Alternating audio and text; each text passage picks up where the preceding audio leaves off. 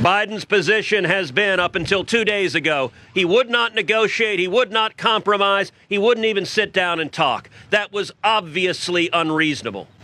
And Biden was doing more than that. He was threatening default of the debt.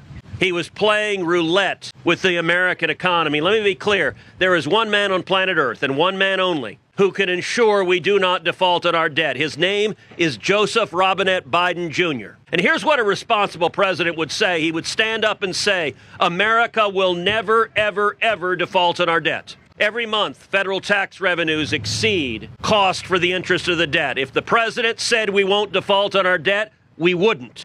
But there's a reason Biden is not saying that. He wants to scaremonger. He wants to scare the stock market. He wants to scare the bond markets. He's counting on the corporate media to echo his scaremongering.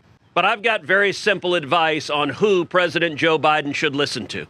President Joe Biden should listen to Vice President Joe Biden. In 2011, when Republicans in the House stood strong on the debt ceiling, again because Democrats had had majority of the Congress for 2 years, had passed trillions in irresponsible spending, and Republicans stood strong and said, we will not raise the debt ceiling without serious fiscal reform. What happened? Then Vice President Joe Biden came and negotiated a deal called the Budget Control Act, that was designed to cut $2.3 trillion in spending. It was the most significant federal spending reform in modern times.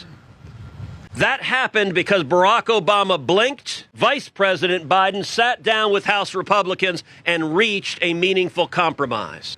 President Joe Biden needs to do the same thing. And I'll say, sadly, the reason he hasn't so far, I believe, is because his mental faculties are too diminished right now to do what he did in 2011, to sit down and actually work together on a solution to the problems. And what we're left with is a bunch of young staffers in the White House, radical children, who are perfectly willing to risk a default on the debt because they have no appreciation of the chaos and misery and damage a default would do. We should not default on our debt, but the present path we're on is unsustainable.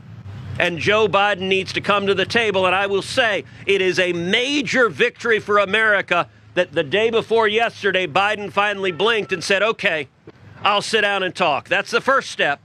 Now, the second step is let's solve the problem. Is there an openness to doing anything short term on the debt limit to let those conversations, like you've done on spending before, we don't have come to a conclusion? We don't have to. We can reach a resolution here.